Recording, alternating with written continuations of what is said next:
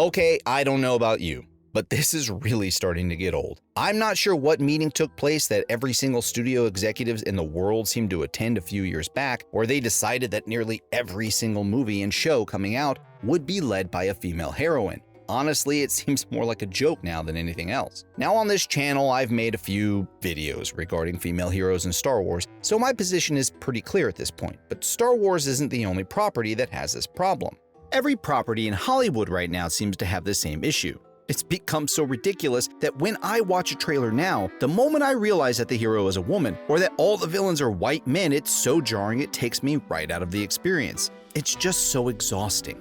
You see, back in the day when a studio made a movie, a story would first get pitched to a boardroom. The studios had a general idea of how a story is supposed to work in order for it to be successful, and studios pumped out gold more often than not. Then sometime starting around the 80s, but definitely prominent in the 90s, studios began to do what we now call tokenism today.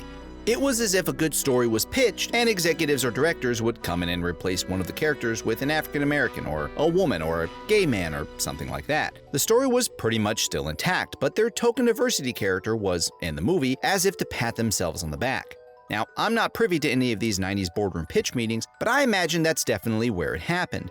A story was pitched, and someone would simply cross through a character with a marker on the board and replace them with someone more diverse. What in the hell's diversity? Hey, say what you will about tokenism. Studios' accidental stereotyping, studios crudely unaware of their own biases, and studios pandering in a patronizing sort of way. But at least the story was still the priority, and it was still mostly intact.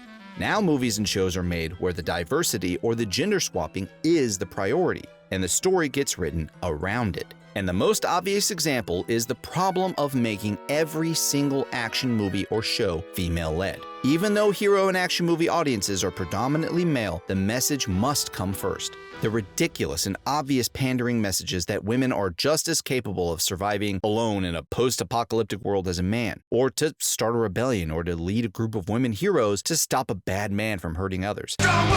It's just all become so tired. I hate to break it to you, but none of these scenarios are true in reality. And guess what? No one is watching these movies, which means that women don't like them either. No one identifies with them. The most recent example of this pandering nightmare hit the interwebs the other day when the Fallout trailer dropped. Now, I like Fallout. It's no Elder Scrolls.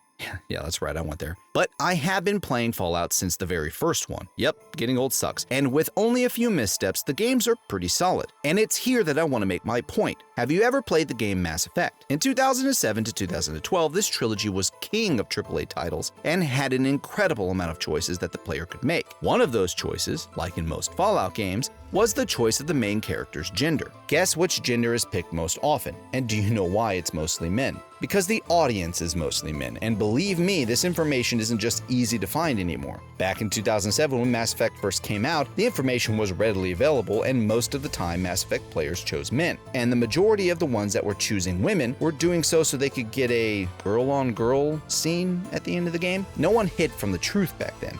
This military sci-fi fantasy action game was and still is a male-oriented space. Fallout is no different, though Bethesda and the trades are much better at hiding those numbers. An ugly, violent, post-apocalyptic survival action game isn't something most women are interested in, and men are more often than not interested in a main character being their same gender. I mean, the damn numbers are in, and they have been forever. But regardless of this fact, studios keep pumping out one property after another with a strong female lead and white men as the enemy. The truth is, all these studios are doing is making it painfully obvious that fiction needs to resemble real life at least a little bit. This argument that fiction is fiction so people can be whatever they want is simply not true and doesn't resonate to consumers.